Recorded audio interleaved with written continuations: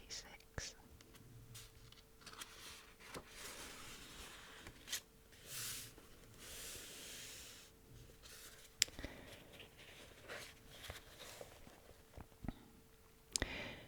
Anne Boleyn, like her sister Mary, had come to court, although she had some deformity in one hand.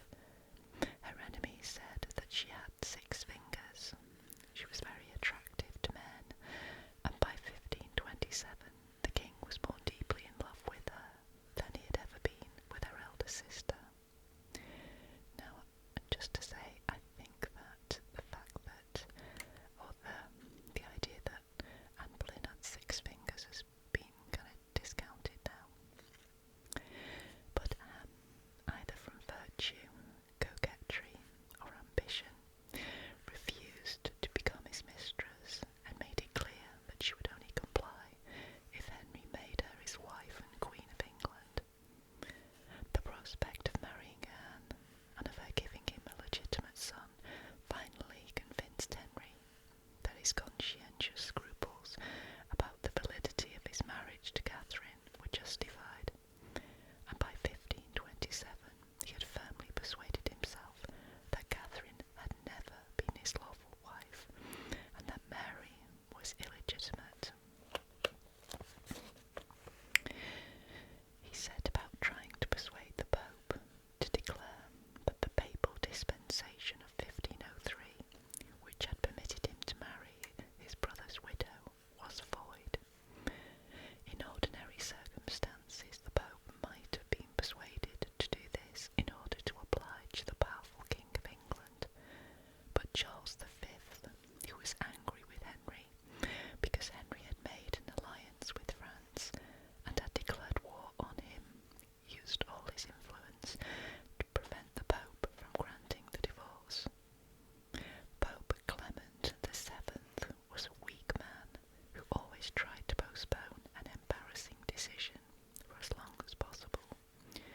He would have preferred not to offend Henry, but under no circumstances could he afford to offend Charles. So he found one pretext after another to adjourn the proceedings in the divorce case, and continued to do this for 7 years. From the beginning, Mary was on her mother's side in the dispute. She was aged 11 when the divorce negotiations began. As a young princess, she naturally saw more of her mother than of her father, and was very fond of her. So here is a painting of Anne Boleyn on the right hand side. She's got a necklace with a big B on it. She lived in the daily company of Catherine and of Catherine's Spanish ladies-in-waiting, who championed the Queen's cause. She had also her own motives for opposing the divorce, which would have the effect of making her illegitimate. As the divorce proceedings dragged on, Henry became more and more irritated at Catherine's refusal to retire peacefully into a convent, which seemed to him to be disloyal and unpatriotic on her part, and in his resentment he began to treat her very badly, slighting her in public and eventually ordering her to hand over her jewellery to Anne Boleyn. But Catherine was still in love with Henry. She declared that she was willing to obey him in all things, but remained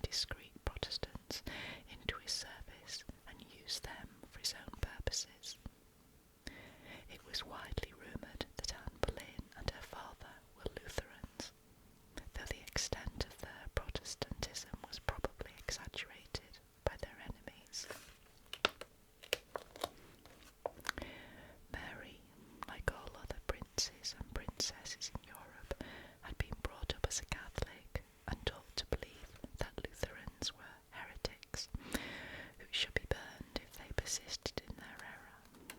She was also influenced by the fact that her mother and her mother's Spanish ladies-in-waiting were particularly devout Catholics. The Protestant support for the king's divorce and the alleged Lutheranism of the Boleyns were additional reasons for Mary to be strongly Catholic and anti-Protestant.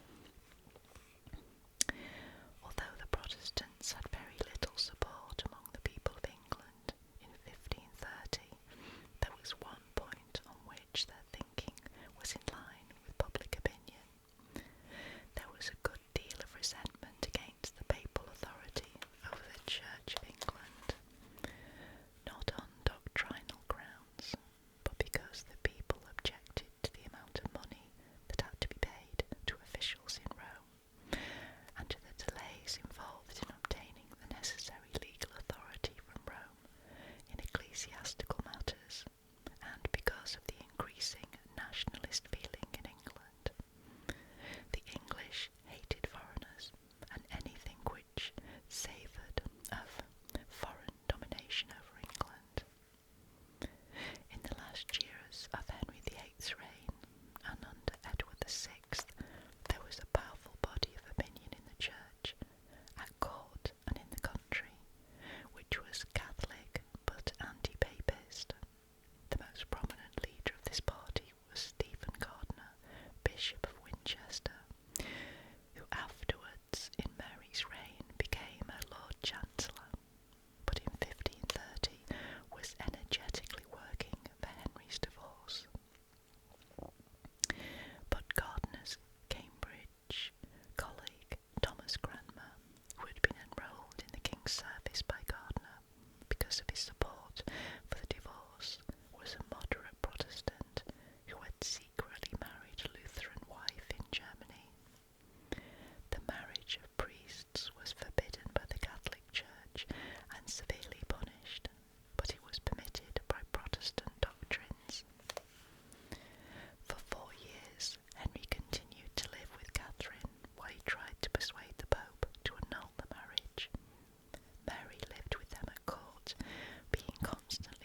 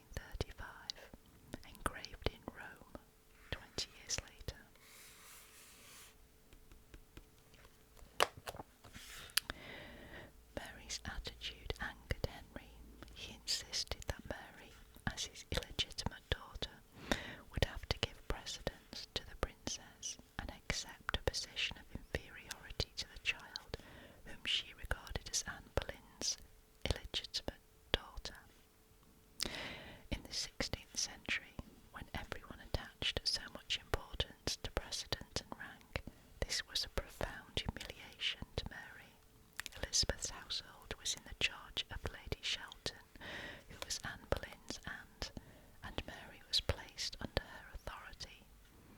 The king told Lady Shelton that if Mary was troublesome, Lady Shelton was to give her a good beating. But though Mary was often troublesome, from Henry's point of view, Lady Shelton never beat her, and on one occasion was reprimanded by the Duke of Norfolk for treating Mary too leniently. Elizabeth's household, like the king's court, moved from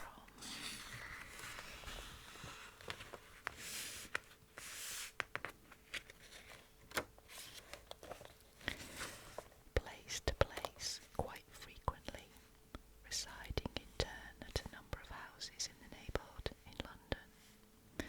The move from one house to the next was a formal and stately progress at the rate of 10 or 15 miles a day. In the 16th century, the English roads were in a worse state than they had been for many centuries.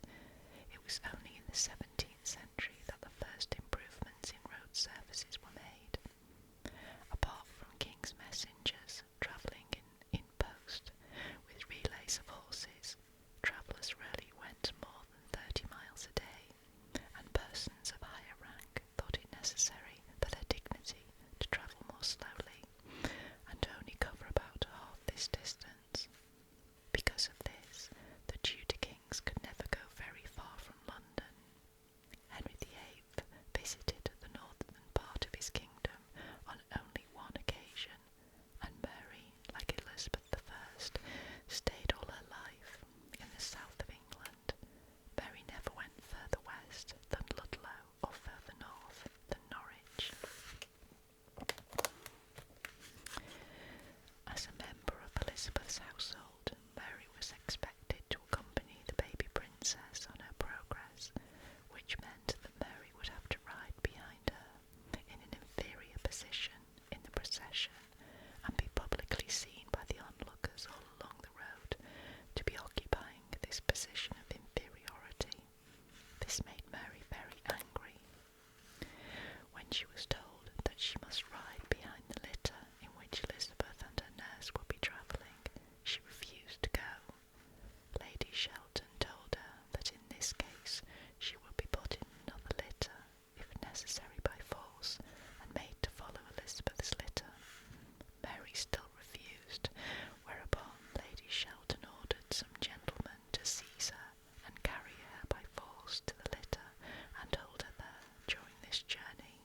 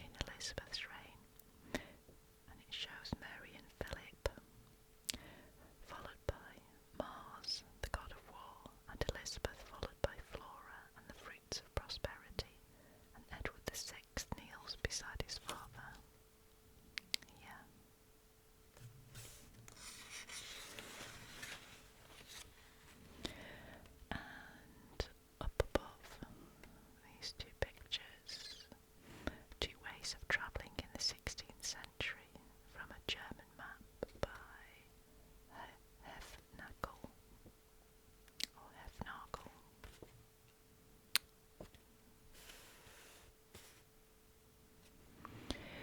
Mary also tried to use the occasion of these humiliating progresses to get a glimpse of Chapois, even though she would not have the opportunity to speak to him. On one occasion she secretly asked Chapois to station himself somewhere along the route by which Elizabeth's progress was to travel, so that she could see him for a moment. Chapois discovered that she would be travelling up the river by barge, and took up his position near a house in the fields between Greenwich and London. As the barge passed, Mary came up on deck and looked at Chapois. She made no sign of recognition, but stood there with her eyes fixed on him until he was out of sight.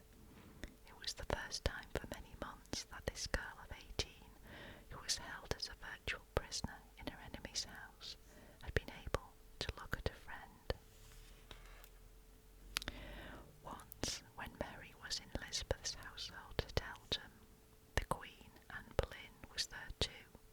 Anne made no attempt to speak to Mary, but they both attended Mass, with all the household in the chapel in the palace.